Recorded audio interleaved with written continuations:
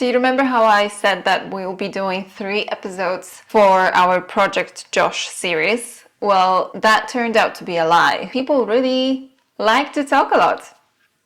So it's not just me. To include everyone we wanted and to make the content digestible for you, I've decided to divide it in 2 episodes, and today you will have a chance to meet 2 new faces. I'm not gonna be talking too much today because they are the main characters of the story of today's episode. So how about we just get on to the first interview to follow with the idea of presenting brands that helped Josh on his journey towards Regional Barista Championship. Today you're gonna meet the owner of Coffee Embassy. That's where we get the chance to practice most often. And then I do a little bit of an intro for the second one. Enjoy!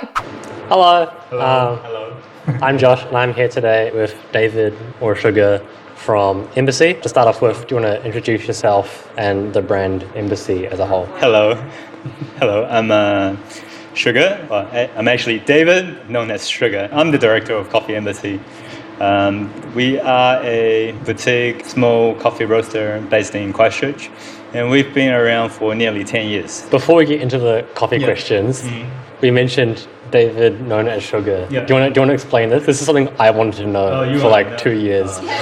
This is actually really silly, so it might actually get cut. The name Sugar actually came from my last name is P-A-I. It doesn't actually pronounce pie, but when it's in English, it's pie. So in high school, I've been given nicknames from steak and cheese pie, and then later on sugar pie, and that's kind of the only name that's kept going for many years after sugar pie. Okay, back to Embassy. What are the most important values for Embassy and why? All right. We started Embassy with the idea of like being the ambassador for coffee, and I think as an ambassador, we really want to be not just governance, but we want to be a point of contact to share what we know and share what we learn to people that's around us, and hopefully to a bigger audience, and hence Embassy. The story can go very long back when I have my first cafe that's called Cafe Looms. I think the name actually derived later on, but it's keeping the same ethos or mission is to share coffee. No, I really respect that. How do you know me, and how did I come about into this? Josh, where did I first know about you? Well, I guess like I've seen you first in many coffee events, and I do follow other coffee events, and always see this guy like looks so familiar at the background doing volunteering work. And I also know that you are an engineering student that's very passionate about making coffee.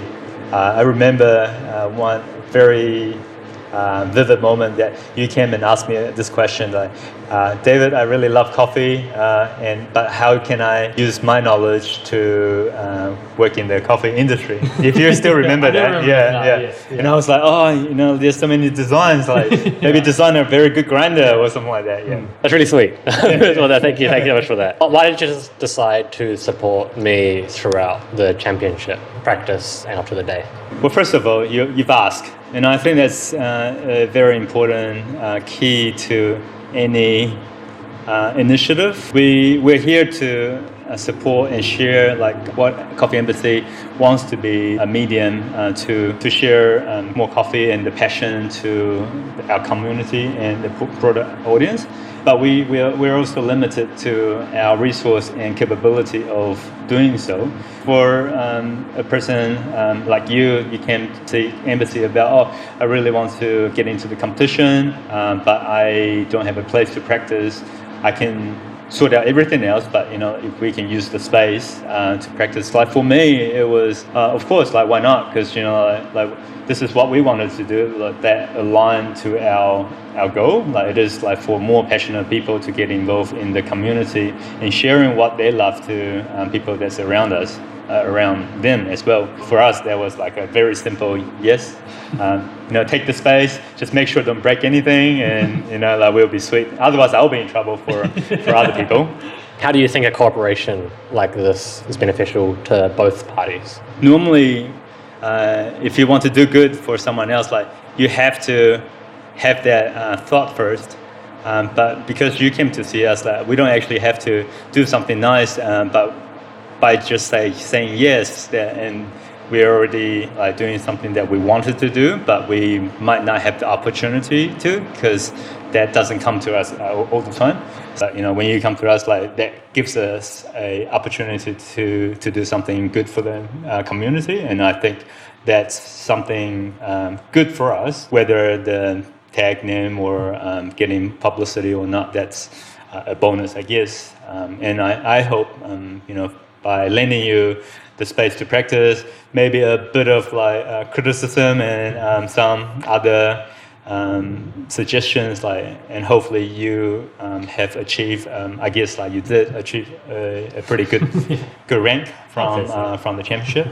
How does Embassy as a whole actually contribute to the local community? We've been around for 10 years, and every year it felt like a new year to us. Every year it comes with its own challenges, and also something that we have to learn or unlearn sometimes, things that we think needs to change within what we do. But in terms of our impact or what we can contribute into the community, I guess we first we supply wholesale coffee to a few cafes around town, and we try to work with any possible operators that if they have passion about their business, we would like to work with them.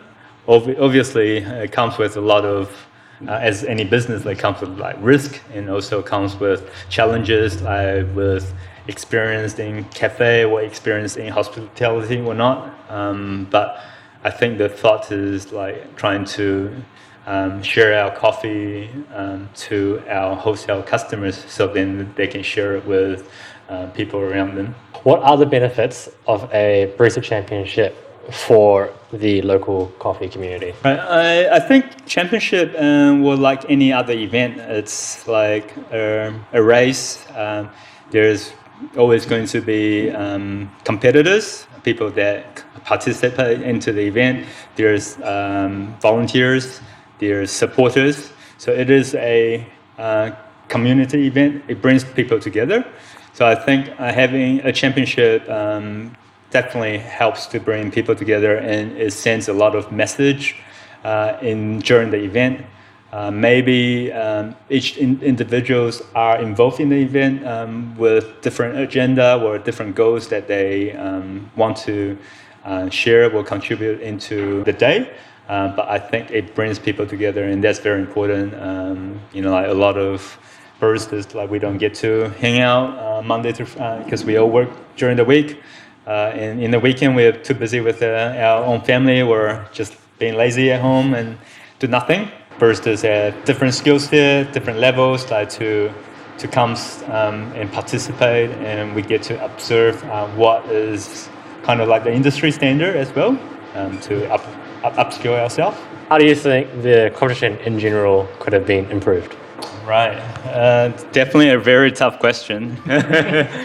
Well, first, I have to say, the whole regional competition, overall, I think it is a success in terms of running it through Auckland, Christchurch, and Wellington, because we haven't had this for a long, long time.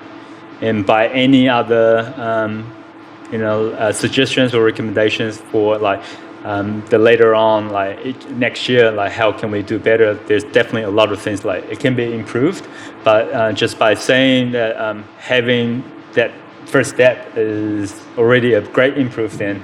0 to 1 is nothing to something, right? Yeah. So maybe next year, we definitely can be more prepared, or they are getting more people to be involved, be more ahead of the time.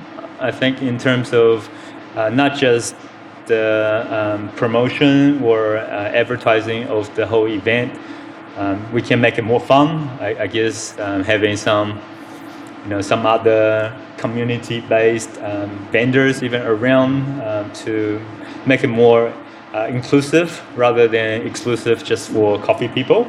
I think it is the people that drinks the coffee, not just baristas. We don't actually drink that much coffee. Yeah, but it would be good to actually share it to people that comes into the cafe during the week. What we're actually doing, like all this like fancy single origins, but like if that doesn't get translated into the general public, we will still be drinking a 16-ounce milky coffee, next year. I think like definitely room to improve. And I think that if it ties into kind of like how the point of my routine, where a lot of that was like, hey, it's great that baristas are willing to do more, but there's actually a much wider community that I feel like we should be seeing and we should be including as well. For sure. Would you encourage other baristas to enter a Barista Champs? If the person with the barista is very passionate of like upskilling his own skill set in terms of like making coffee as a career, I think a competition is a good way of practicing not just your practical technical way of making coffee, your sensory skill, but it is also another platform for being professional in terms of like a coffee maker. It might lead to working in a coffee company because that's your passion. But in terms of person themselves, I think it needs to be the type of person that actually likes to compete. For myself, for example, I don't like audience. Yeah, I actually don't like to do any public speaking. So doing the competition for me is probably won't be for me. But I wouldn't ignore that for other people that wants to do so. Yeah. Do you have anything else to add? I think that this whole like chat or interview is probably not about Embassy or the competition or just on its own, but it's definitely a great starting point as an influence to other things like that's bigger, and how can we incorporate our passion for coffee into our community, and how do we share that life breathing movement into other people that's around us, like when they see us explaining or like sharing what we have learned from making coffee or drinking coffee, and it can actually encourage them or making them feel like there is something more. And I think it is really important to for these messages to be shared. A lot of times we're just like we're just consumer, we drink it, but we don't actually know the details, like how is it become a full circle, where is the origin, and the consumer just being the consumer, they don't actually have access of any knowledge or information on how is it getting into the cup. But by doing the competition and also by working with the roastery, I guess you are connecting the link together. Yeah. And the interview. One last point I wanted to add is I think a lot of competition you don't really get to see because you just see the routine at the end. And I think one of the people who have been really critical to actually my preparation has been David. There's been a lot of days where we've gone until 7 p.m. and he's been willing to actually wait for us to finish up and then lock up after us. I do really appreciate that. I think it seems like such a little thing, but whenever it comes to like 3 times a week, 4 times a week, it's a lot. I really appreciate it. Without it, we wouldn't have been able to play second. So it's always appreciated. Great. So thank you. Definitely putting your own time. And that is everything. Thank you. If you are in Christchurch or you ever will, I strongly encourage you to visit Embassy Coffee or any store that serves their beans. They are just great humans to support. Now on to the second interview. From the second episode of our series, you probably remember that Josh went to Dunedin to roast his coffee with Jason Moore from Vanguard Specialty Coffee Roasters. At the same time, he had an opportunity to spend a couple of days with Kaffelogic team. If you're not familiar with this brand, Kaffelogic is a small home coffee roaster. It comes in form of a very small unit that you can have on your kitchen bench, and it allows you to roast a very small quantities of coffees. We used Kaffelogic quite often through the whole preparations, as Josh was roasting his beans that we would use during the practices very often. It came very handy, it's very easy to use. I'm gonna leave the link of Kaffelogic websites in the video description so you can get to know that brand a little bit more. And just quickly, very special shout out to Sean, who is based in Auckland, but he's also part of Kaffelogic team, and he was very much involved in the preparations for Josh's presentations. He was very happy to give some tips and advices, and he was catching up with Josh on a regular basis to see how he's going and if there's anything that Josh still needs. Very lovely support. And for now, you are very welcome to enjoy a short interview that Josh did with the inventor and founder of Kaffelogic brand. Enjoy an interview with Chris. Hi, welcome. I'm here today at Kaffelogic with Chris Hilder. I have a few questions for him surrounding mostly about Kaffelogic themselves, because they've helped support me on my journey for Barista Champs. To start off with, Chris, do you want to introduce yourself and Kaffelogic as a whole? I'm Chris Hilder. I'm the founder and one of the directors of Kaffelogic, the business that makes the roaster that roasts the coffee that all the competitors in the world want to use. How do you know me? How did I come about into Kaffelogic? We first got to know you when we were looking for production interns, and you identified yourself as being interested in Kaffelogic. However, we were very fortunate this summer to be able to engage with you as a research intern, and we've had you working as part of our research team here at Kaffelogic. And that's been really great. I've had such a good time being able to combine both engineering and coffee, both my studies and my passion. It's been wonderful so far. Why does Kaffelogic choose to interact with competition baristas and the wider specialty coffee world? Well, our mission is to create a coffee roaster that empowers the individual to, firstly, to roast coffee the way they want it roasted, and secondly, to roast coffee to maximise its potential. Obviously, we want to see all of our customers do that.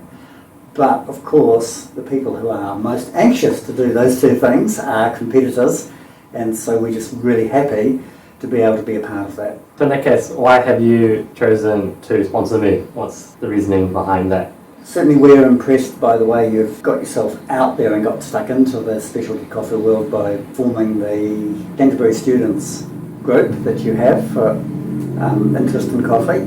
So we're really impressed by that, and that showed a real commitment to specialty coffee and the coffee world. Also, we're very impressed with your engineering background. Coffee is a really interesting beverage because making good coffee is both art and science. It's a very scientific.